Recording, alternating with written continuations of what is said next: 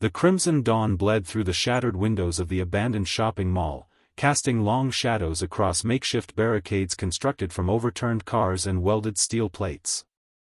Zephyr Blackwood stood atop the central platform, his weathered hands gripping the rusted railing as he surveyed their fortress. 3 years had passed since the plague first swept across the continent, transforming the living into mindless, ravenous creatures that hungered for human flesh. Now, only 47 survivors remained within these walls. An intelligence report suggested this might be their final day on Earth. Lyralii Night Whisper adjusted the scope on her modified hunting rifle, her emerald eyes scanning the horizon through the reinforced glass of the upper level. The former Olympic archer had become their most lethal marksman, capable of dropping infected from distances that seemed impossible.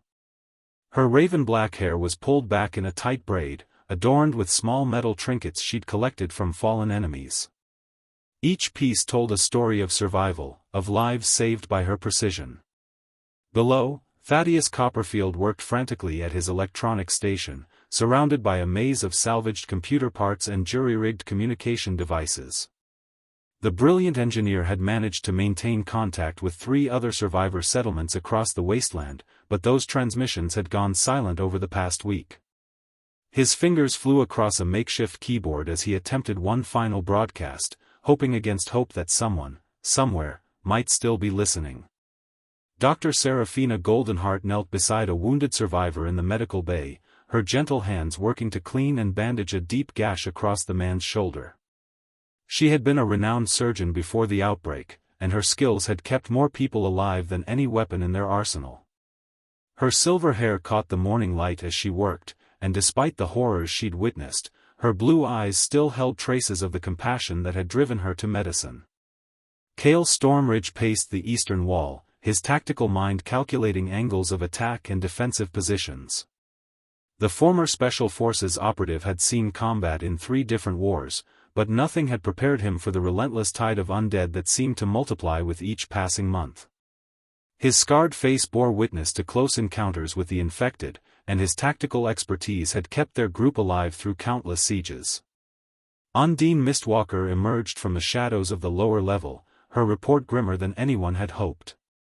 The nimble scout had spent the night beyond their walls, gathering intelligence on the approaching horde.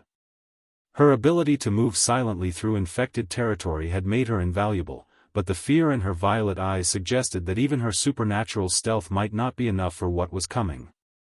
In the corner of the main hall, ancient Xerxes Moonbeard sat cross-legged on a tattered cushion, his gnarled hands weaving intricate patterns in the air as he spoke in hushed tones to young Bastion Ironheart. The elderly philosopher had become their spiritual anchor, offering wisdom and comfort when despair threatened to overwhelm them.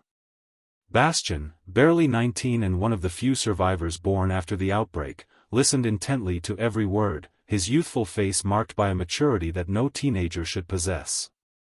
The mall had served them well as a fortress.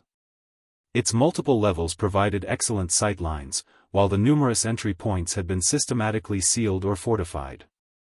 The central court had been converted into a hydroponic garden, providing fresh vegetables that supplemented their dwindling supplies of canned goods. Solar panels salvaged from nearby buildings powered essential systems, and a sophisticated rainwater collection system ensured they wouldn't die of thirst. But all their preparations might prove insufficient against what Undine had discovered during her reconnaissance. The scout's report painted a picture of unprecedented danger, a horde numbering in the thousands, moving with unusual coordination toward their position. Worse still, she'd observed infected that seemed different from the standard shambling masses they'd grown accustomed to fighting. These creatures moved with purpose, displayed problem-solving abilities, and appeared to be directing the movements of the larger horde. Zephyr gathered his core team around the strategy table, a collection of shopping carts pushed together and covered with salvaged maps and hand-drawn diagrams. The weight of leadership pressed heavily on his shoulders as he looked into the faces of people who had become more than fellow survivors, they were family. Each person in this room had saved his life at least once, and he had returned the favor. They had shared birthdays, mourned losses, celebrated small victories, and endured the gradual erosion of hope that came with each passing season. As the morning sun climbed higher, casting harsh light across their improvised home. Zephyr couldn't shake the feeling that this day would define not just their survival, but the very future of humanity itself. The infected were evolving, becoming smarter and more dangerous. If they could overwhelm a fortified position like this, with defenders as skilled and well-prepared as his team, then perhaps the war for humanity's survival was already lost. The sound of distant moaning carried on the wind, growing louder with each passing moment. Their last stand was about to begin. The War Council convened in the electronics bay, where Thaddeus had successfully established contact with a military outpost 200 miles to the north. The voice crackling through the speakers belonged to Colonel Martinez, whose unit represented one of the last organized resistance forces in the region. His words carried both hope and devastating reality. "Blackwood, we've been tracking the same horde. Our satellite imagery shows approximately 3,000 infected converging on your position. What makes this concerning is the pattern of their movement. They're exhibiting pack behavior we've never documented before." The transmission cut out briefly before returning. "We're mounting a relief operation, but our earliest arrival time is 18 hours. You need to hold until tomorrow evening." Zephyr felt the collective weight of 47 lives pressing against his chest. 18 hours might as well have been 18 years when facing an enemy that never tired, never retreated, and never showed mercy. He looked around the room at his closest allies, reading the grim determination in their faces. They'd faced impossible odds before, but this felt different, final. Lyralii spoke first, her voice steady despite the magnitude of their situation. "I've counted ammunition for extended engagement. With careful targeting, I can maintain covering fire for approximately 12 hours before we need to consider rationing. The elevated positions give us significant advantages for the initial waves." She paused, studying the hand-drawn map spread across their improvised table. "The real challenge comes when they pile up enough bodies to scale our defenses." Thaddeus looked up from his equipment, copper wire and circuit boards scattered around his workspace like electronic confetti. "I've managed to rig proximity alarms around our perimeter, and we have enough components to create additional explosive devices. The solar grid can power our defensive systems, but if they damage the panels..." He didn't need to finish the sentence. "Without power, their water pumps, communication systems, and workshop tools would become useless." Dr. Serafina had been quietly organizing medical supplies, preparing for casualties that seemed inevitable. Her surgical instruments gleamed under the fluorescent lights they'd managed to keep running. "I've prepared the medical bay for trauma surgery and set up secondary treatment areas on each level. We have enough antibiotics and pain medication for serious injuries, but if this siege extends beyond 24 hours, we'll be operating without adequate medical support." Kale spread tactical diagrams across the table, his military training evident in every calculated line and defensive position he'd marked. "Our primary advantage is elevation and controlled access points. I've identified 3 critical choke points where small teams can hold against larger numbers. The eastern stairwell can be rigged with explosives, but we'll need to time the detonation perfectly. Too early and we lose a defensive position, too late and we're overwhelmed." Undine's report from her morning reconnaissance painted an even grimmer picture than her initial assessment. "The advance scouts are approximately 2 hours out. What concerns me most is their behavior pattern. They're moving in organized groups, with some infected remaining stationary while others probe our defenses. It's almost like they're developing strategy." Her violet eyes met Zephyr's across the table. "There's something else. I saw infected using tools, picking up rocks and debris. They're learning." Young Bastion stepped forward, his teenage frame belying the steel in his voice. "I've been working with Xerxes on evacuation protocols. If our defenses fail, we've identified 3 possible escape routes. The maintenance tunnels beneath the mall connect to the old subway system. It's flooded in places, but passable. We could potentially reach the industrial district if everything goes wrong." Xerxes nodded slowly, his ancient eyes reflecting decades of accumulated wisdom. "Sometimes the greatest victory comes from knowing when to retreat." But I sense in each of you a resolve that cannot be broken. We have become more than survivors, we are guardians of human memory, keepers of hope in a world that has forgotten how to dream. The preparations began immediately. Lyralii established sniper nests on 3 different levels, each position offering overlapping fields of fire while maintaining escape routes to secondary positions. Her arrows had been meticulously crafted from salvaged materials, and she developed a technique for retrieving and reusing them during combat that had proven invaluable in previous engagements. Thaddeus worked with Kale to implement an electronic early warning system that would alert them to breaches in their perimeter. Motion sensors salvaged from store security systems were hidden among the debris outside their walls, connected to a central monitoring station that would provide crucial tactical information during the assault. Dr. Serafina coordinated with the non-combat survivors to establish supply lines within the mall, ensuring that ammunition, medical supplies, and food could be distributed efficiently during the siege. Every person had a role to play, from the elderly who would serve as spotters to the children who would carry messages between defensive positions. As the sun reached its zenith, casting harsh shadows through their fortified windows, the survivors of the mall prepared for what might be humanity's final battle. Each person understood that their individual survival mattered less than what they represented, the last flickering flame of civilization in a world consumed by darkness. The distant moaning grew louder, and somewhere in the wasteland beyond their walls, 3,000 hungry dead shambled inexorably toward their fortress. The first wave struck with the setting sun, a tide of decomposing humanity that crashed against their outer defenses like a putrid ocean. Lyralii's arrows flew with lethal precision from her elevated position, each shaft finding its mark in the skull or neck of the approaching infected. The distinctive sound of her bowstring had become a battle hymn for the survivors, a rhythmic promise that death was being dealt to their enemies with surgical accuracy. Zephyr positioned himself at the main choke point, wielding a modified crowbar that had been sharpened and reinforced with salvaged steel. His leadership during combat had always been by example, and he refused to direct the battle from a safe distance while others risked their lives. The first infected to breach their outer barrier met his weapon with crushing force, skull fragments scattering across the blood-stained concrete. Thaddeus monitored the electronic sensors from his command station, calling out positions and numbers to the defenders through a jury-rigged communication system. Eastern Wall, 12 approaching fast. Lyralii, target the ones climbing the overturned bus.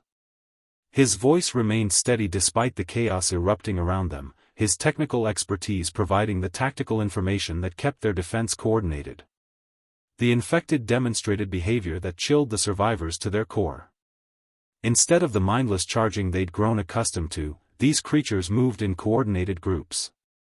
Some attacked the main defenses while others probed for weaknesses, testing different access points with an intelligence that suggested evolution beyond mere hunger. Kale led a strike team to the eastern stairwell, where a group of infected had managed to scale the debris pile and reach their secondary defensive line. His military training showed in every calculated movement as he directed covering fire while personally engaging the most dangerous threats. Bastion, grenades on the left flank.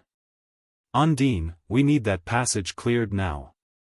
Dr. Serafina worked frantically in the medical bay as the first casualties began arriving. A young woman named Elena had been caught by infected claws while defending the southern access point, her arm deeply lacerated but still functional. Hold still, this is going to hurt, Serafina warned as she cleaned the wound with precious antiseptic. The doctor's steady hands never wavered, even as the sounds of battle echoed through the mall. Undine moved like a shadow through the lower levels, her intimate knowledge of every passage and hiding spot making her invaluable for flanking maneuvers. She appeared behind groups of infected that had managed to penetrate their outer defenses, striking with silent efficiency before vanishing back into the maze of abandoned storefronts.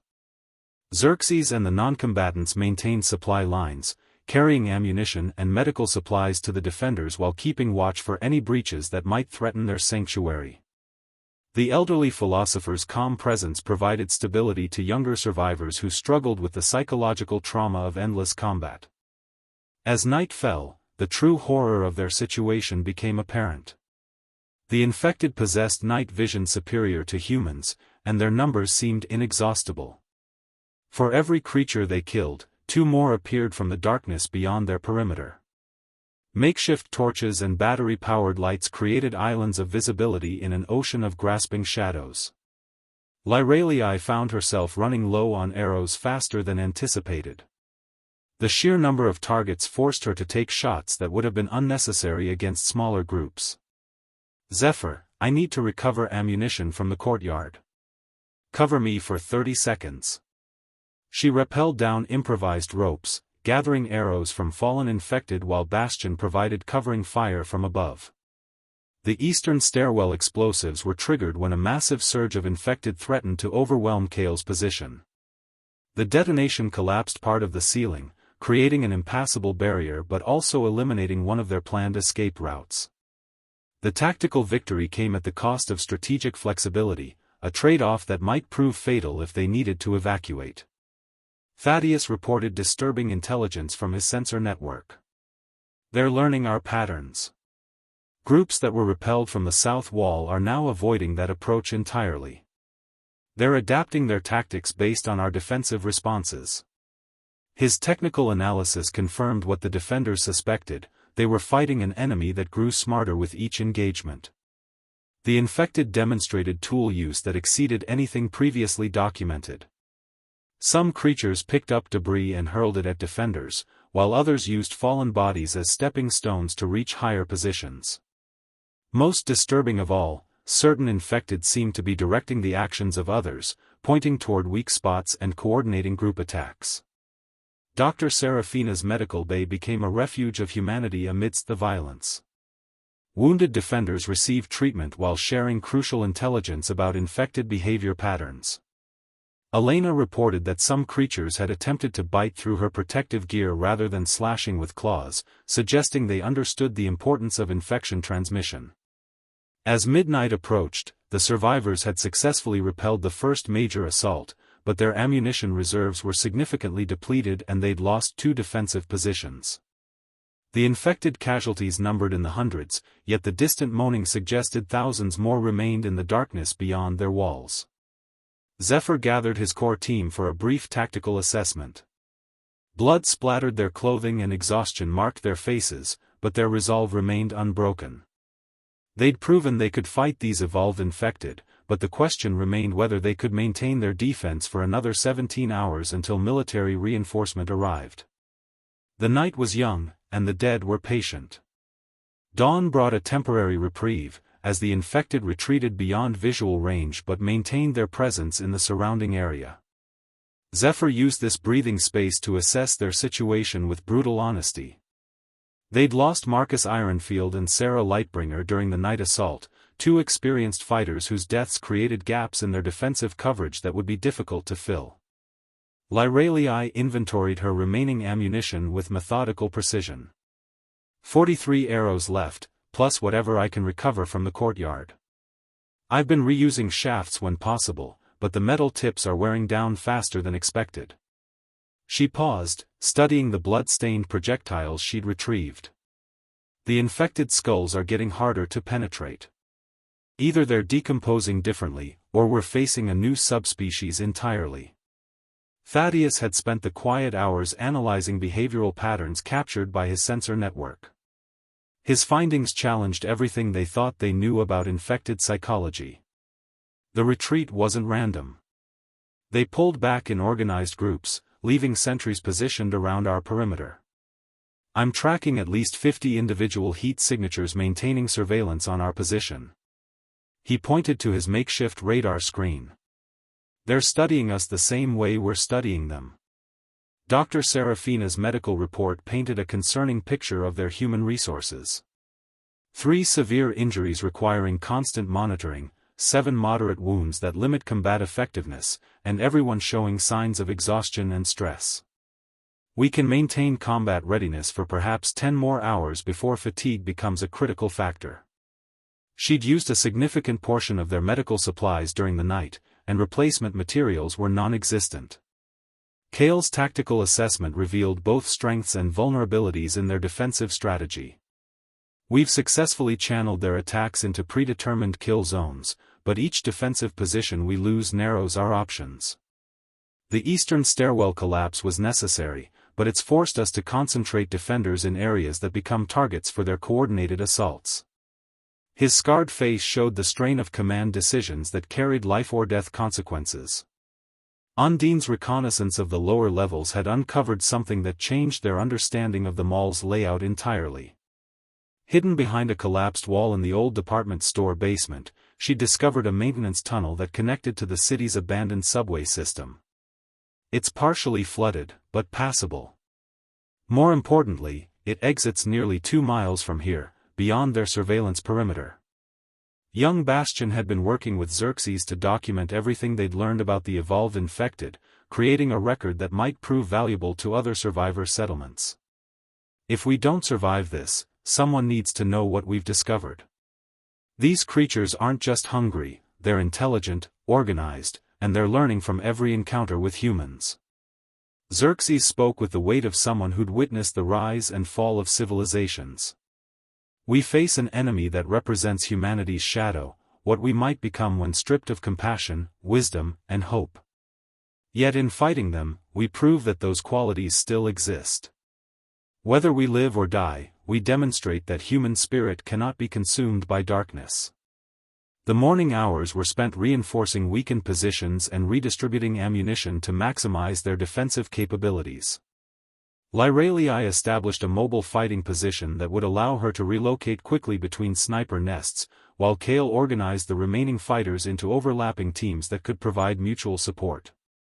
Thaddeus made contact with Colonel Martinez's relief force, receiving an update that sent chills through the command team. Blackwood, we've encountered heavy resistance en route to your position. The infected are deliberately intercepting our advance, using coordinated ambush tactics. Our arrival time is now pushed back to tomorrow morning at the earliest. The implications were staggering. Not only were they facing an extended siege with dwindling resources, but the infected were actively preventing their rescue.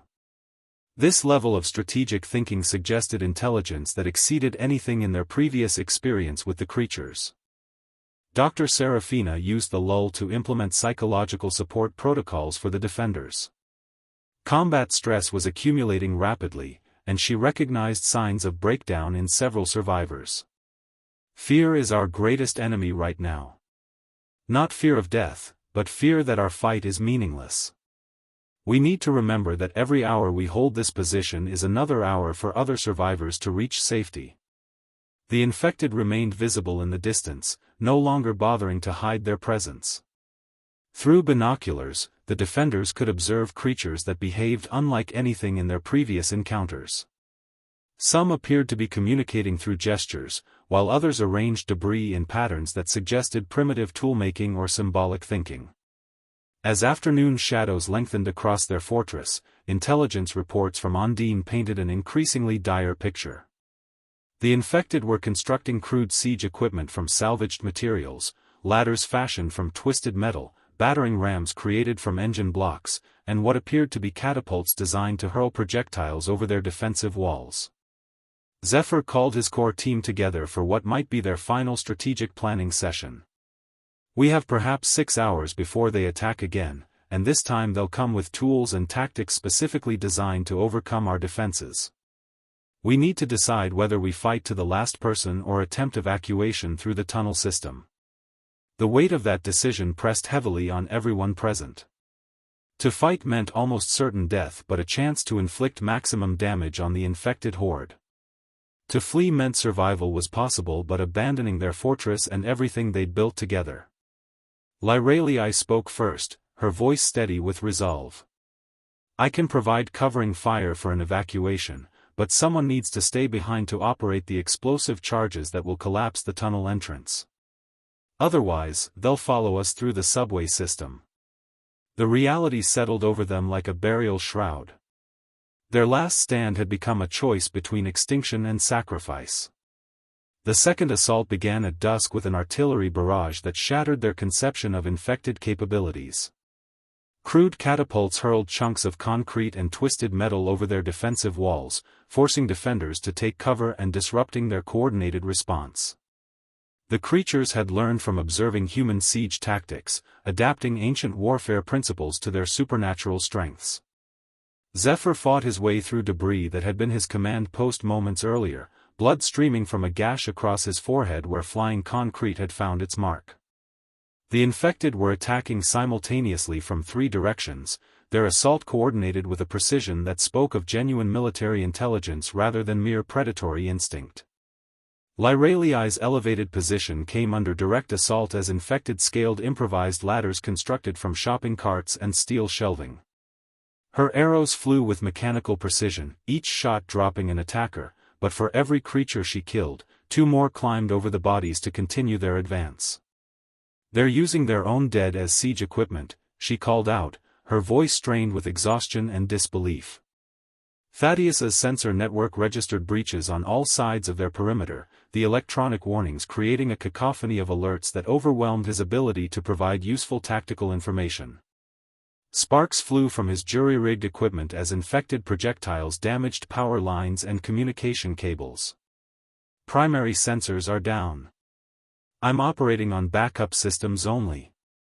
The medical bay became a battlefield as infected broke through the southern wall, forcing Dr. Serafina to defend her patients with surgical instruments and makeshift weapons.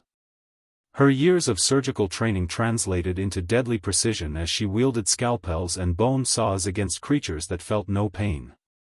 Elena, recovering from her previous injuries, fought beside the doctor with bandaged arms and fierce determination. Kale's defensive positions were overwhelmed one by one as the infected employed tactics that countered human military doctrine. Groups of creatures absorbed defensive fire while others flanked around fortified positions, accepting massive casualties to achieve tactical objectives. Fall back to secondary positions. They're willing to sacrifice hundreds to eliminate single defenders. Undine found herself cut off from the main group as infected flooded through the lower levels, their superior night vision giving them tremendous advantages in the maze of abandoned storefronts. She moved through shadows like a wraith, striking at isolated creatures while avoiding the main assault groups, but even her supernatural stealth was being tested by enemies that seemed to sense her presence. Young Bastion fought with the desperate courage of someone defending not just his life but his future. The teenager had never known a world without infected, and his combat skills had been forged in the crucible of constant survival. He worked alongside Xerxes to maintain supply lines between defensive positions, carrying ammunition and medical supplies while the ancient philosopher provided tactical coordination. The infected demonstrated psychological warfare that suggested they understood human morale and the importance of terror in combat. Some creatures deliberately mutilated human corpses in view of the defenders, while others emitted sounds that resembled human speech, distorted words that might have been their last coherent thoughts before infection. Dr. Serafina's surgical bay became a fortress within a fortress as wounded defenders retreated to her position.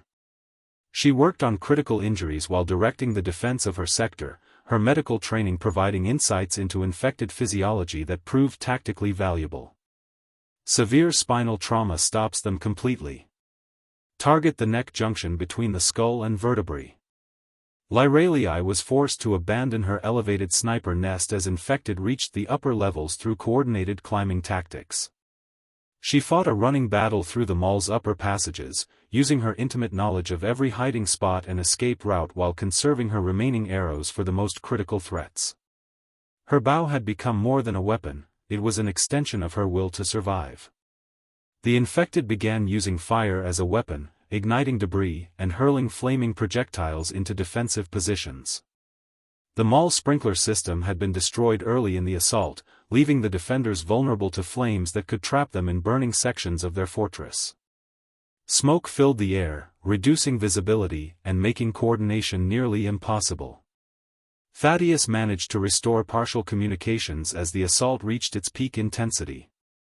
Colonel Martinez's voice crackled through damaged speakers with devastating news: "Blackwood, our relief force has been completely surrounded.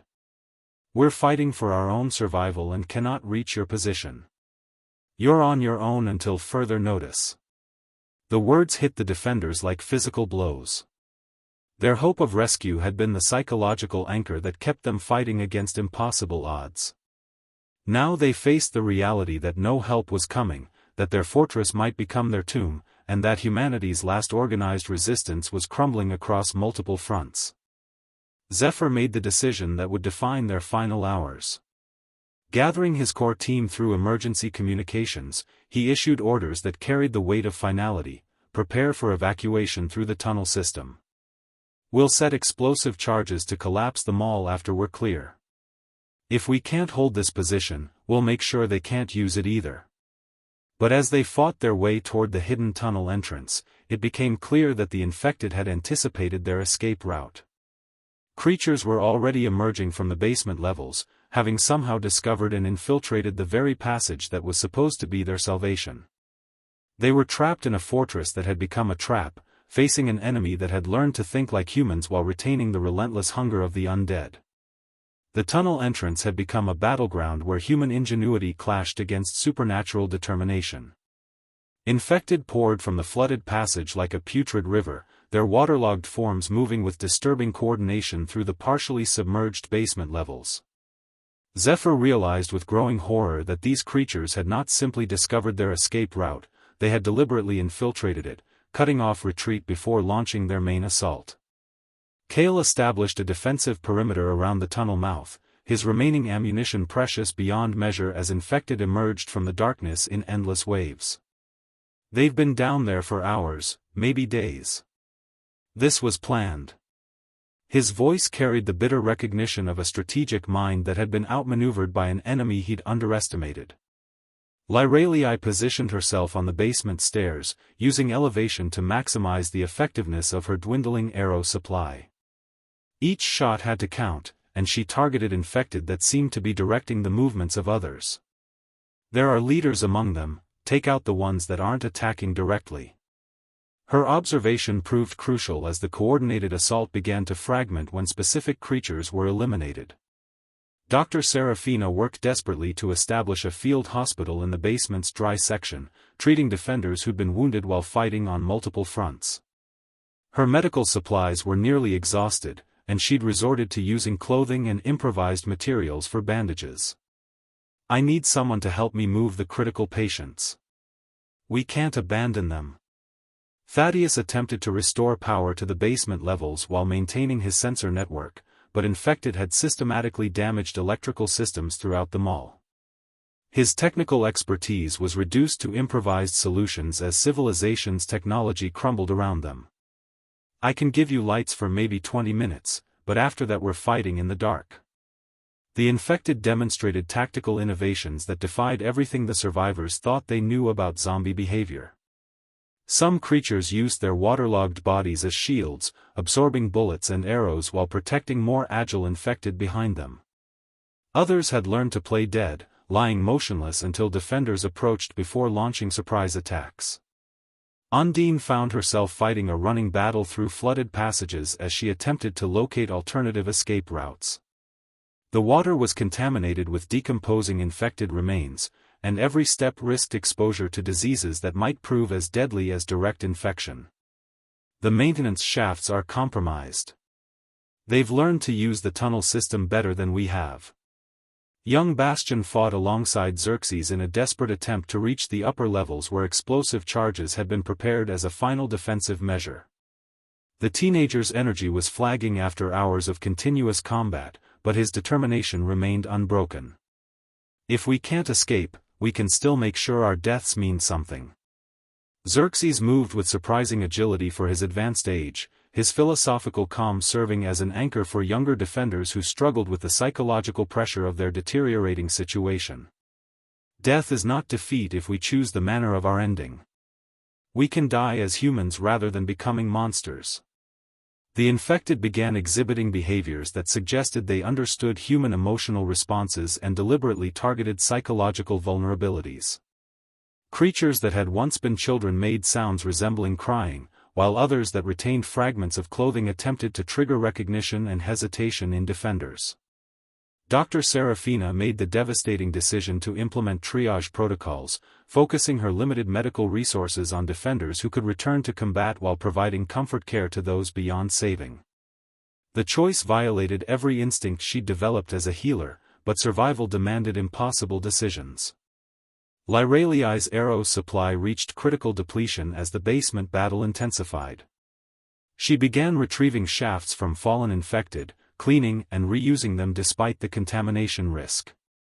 Her bowstring had loosened from overuse, affecting accuracy at critical moments when every shot needed to find its mark.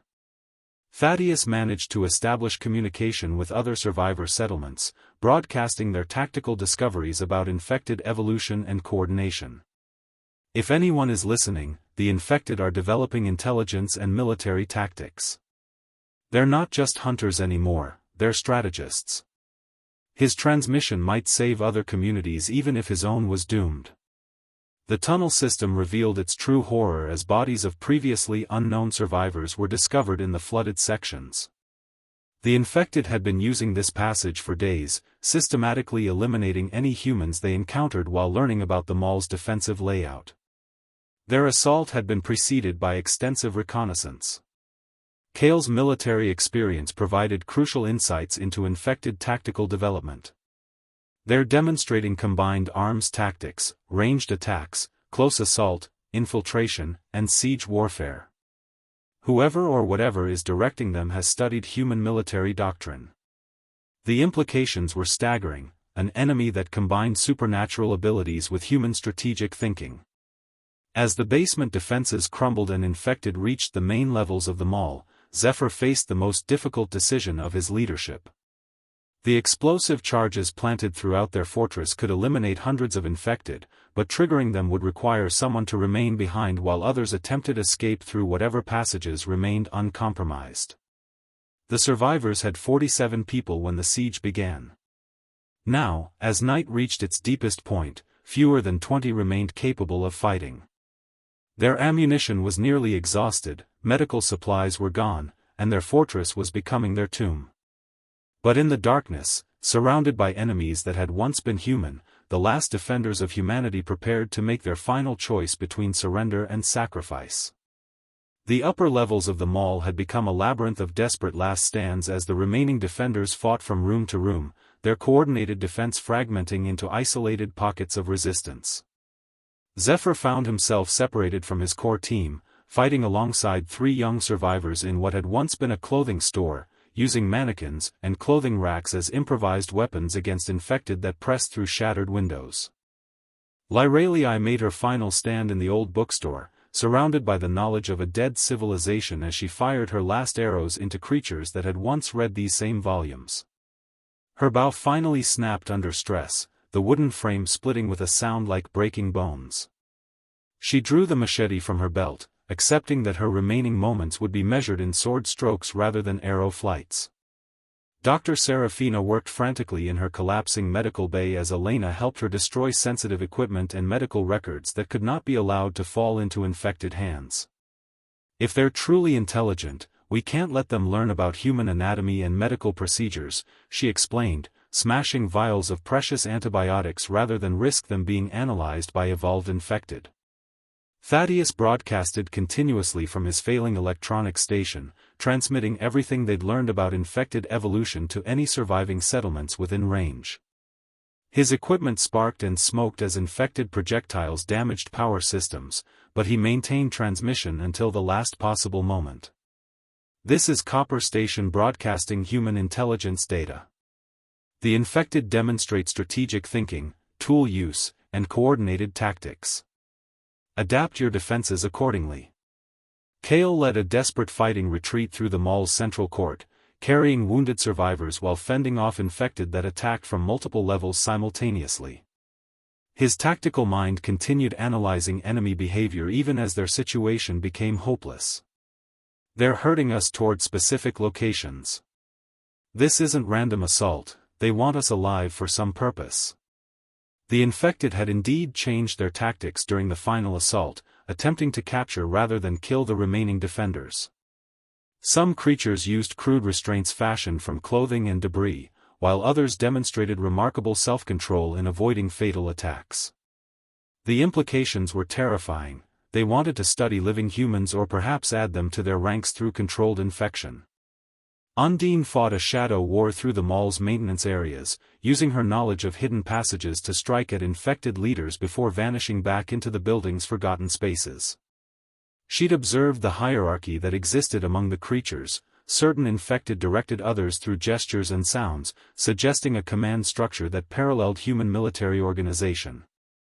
Young Bastion reached the explosive charges with Xerxes, the teenager's hands shaking as he prepared the detonation sequence that would bring down sections of the mall. How do we know when everyone's clear? How do we make sure we're not killing our own people? The weight of that decision pressed against his 19-year-old conscience. Xerxes placed a weathered hand on Bastion's shoulder, his ancient eyes reflecting acceptance of their fate. Sometimes the greatest gift we can give is the choice of our ending. We can ensure that our deaths serve purpose rather than feeding the darkness that consumes this world. The infected began using psychological warfare that demonstrated disturbing understanding of human emotional responses.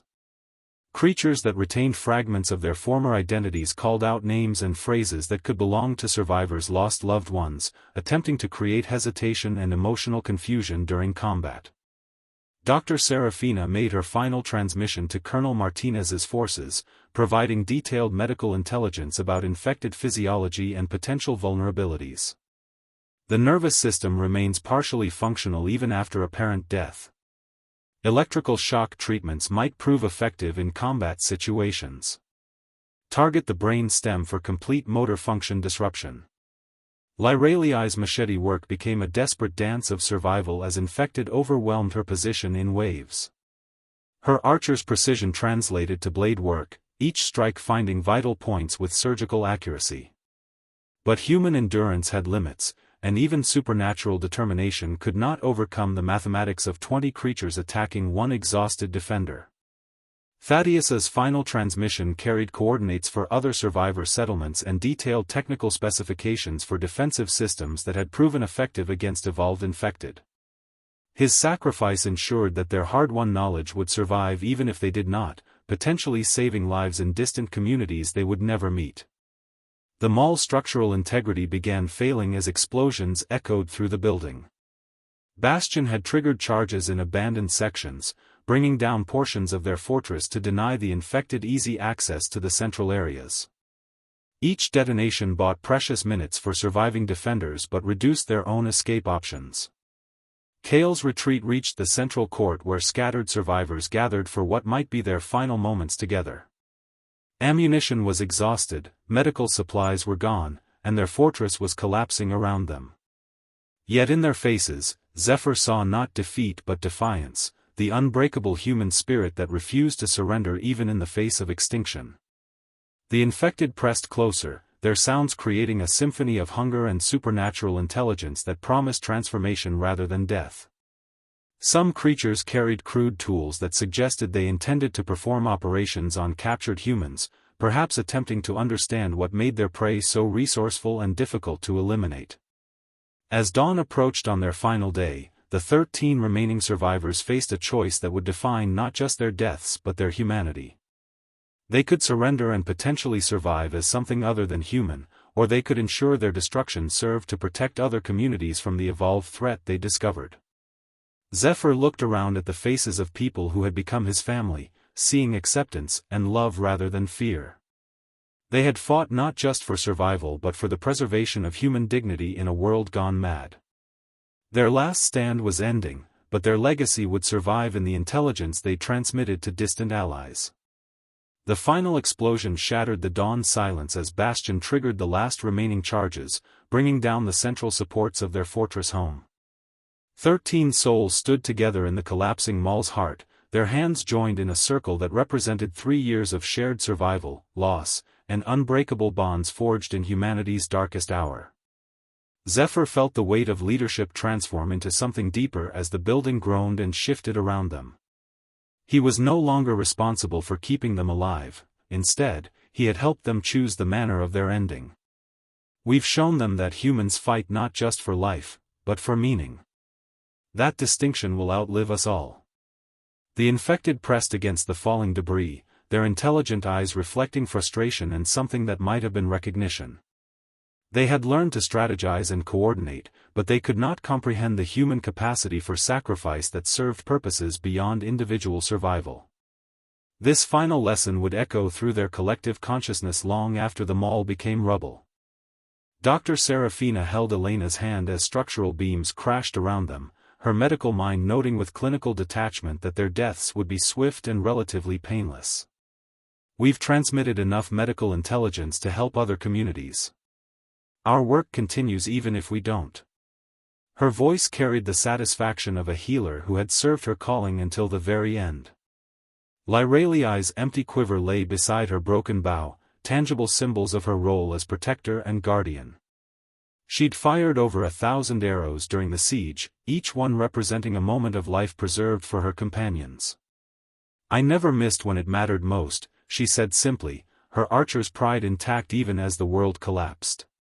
Thaddeus's electronics sparked and died as power systems failed, but his final transmissions continued broadcasting automatically through backup systems he'd ingeniously designed.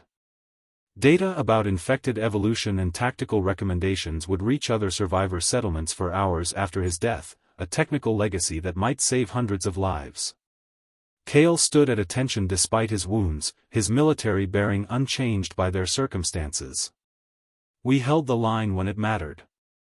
Intelligence suggests there are still organized human forces fighting across the continent. Our stand here bought them time to prepare for this new threat. His strategic mind found comfort in knowing their sacrifice served the larger war effort. Undine emerged from the shadows one final time, her reconnaissance complete. I counted the leadership cast among them, there are fewer than we feared. Eliminate the intelligent ones, and the others revert to basic hunger responses. That's crucial intelligence for other communities. Her final scouting report might prove to be humanity's salvation. Young Bastion looked older than his 19 years as he held the detonator that would complete their fortress's destruction. I never knew the world before this, but you all showed me what it meant to be human. I'm not afraid. His courage in the face of extinction embodied the hope that humanity's spirit could not be consumed by darkness. Xerxes smiled with the serenity of someone who had witnessed the full cycle of human experience. Every ending becomes a beginning. The knowledge we've preserved, the courage we've demonstrated, the love we've shared, these become seeds for whatever civilization rises from these ashes. His philosophical certainty provided comfort in their final moments. The infected had stopped their assault, perhaps recognizing that their prey had chosen destruction over transformation. Some creatures tilted their heads with expressions that seemed almost respectful, as if acknowledging a form of victory they could not understand but were compelled to witness. Colonel Martinez's voice crackled through damaged speakers one final time. Copper Station, we're reading massive structural collapse at your position. Your intelligence data has been received and distributed to all surviving settlements. Your sacrifice will not be forgotten. The military leader's words carried the weight of official recognition. They had died as soldiers in humanity's war for survival. The mall's roof began its final descent as support columns buckled under the strain of systematic demolition. Sunlight streamed through the collapsing structure, casting golden beams across the faces of 13 people who had chosen to die as humans rather than live as monsters.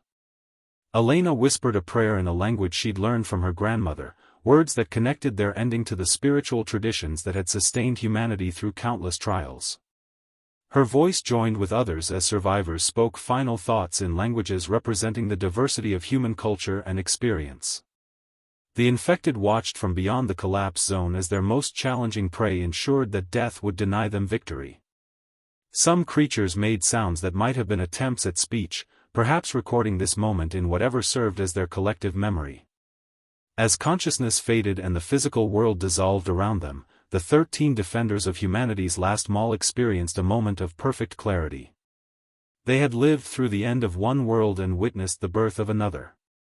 Their choices in those final hours would ripple through whatever future awaited the remnants of human civilization. The building's collapse created a crater where their fortress had stood, burying infected and defenders alike under tons of concrete and steel. But in survivor settlements scattered across the continent, radio operators received the final transmissions from Copper Station, tactical intelligence, medical data, and proof that human courage could not be extinguished by any darkness. Their last stand had ended not in defeat but in transformation, becoming legend and guidance for those who would continue the fight for humanity's survival. In a world where hope seemed extinct, 13 souls had chosen to burn brightly rather than fade into hungry darkness. The infected dispersed from the ruins, their intelligence enhanced by observing human sacrifice but their understanding incomplete. They had learned tactics and strategy, but the essence of what made their prey so formidable remained forever beyond their comprehension. And in the distance, other survivors heard the broadcasts and began preparing defenses informed by the courage of those who had paid the ultimate price to preserve human knowledge and dignity. The last stand was over, but the war for humanity's soul continued in the hearts of those who remembered what it meant to choose sacrifice over surrender.